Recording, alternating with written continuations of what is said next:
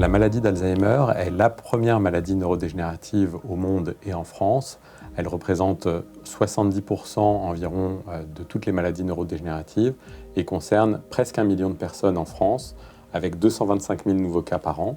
Si rien n'est fait pour enrayer son évolution dans les années qui viennent, nous pensons qu'il y aura plus de 2 millions de cas de patients en France dans les années 2040.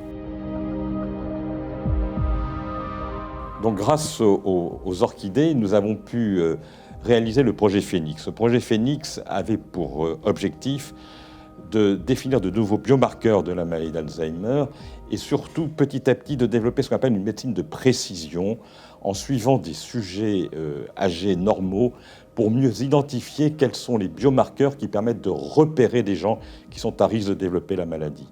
Et puis nous avons aussi, dans le cadre du projet Phénix, souhaité mieux connaître la progression des lésions tau, qui sont une des lésions de la maladie d'Alzheimer dans le cerveau des patients.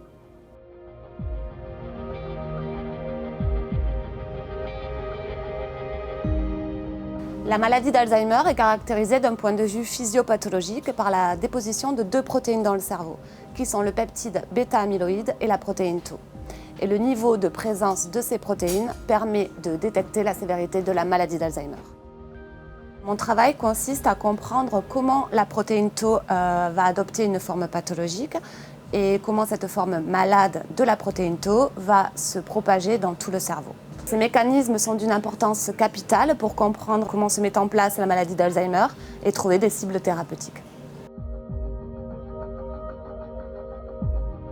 Le diagnostic précoce et le suivi précis de la maladie d'Alzheimer sont aujourd'hui 2 des enjeux majeurs de la recherche clinique actuelle. Nous pensons que prendre en charge précocement cette maladie permet de retarder son évolution et c'est tout particulièrement vrai depuis l'approbation par la FDA, l'Agence fédérale américaine du médicament, de l'aducanumab, qui est un médicament qui agit sur les lésions de la maladie, les évacue hors du cerveau et permettrait à terme une stabilisation des symptômes.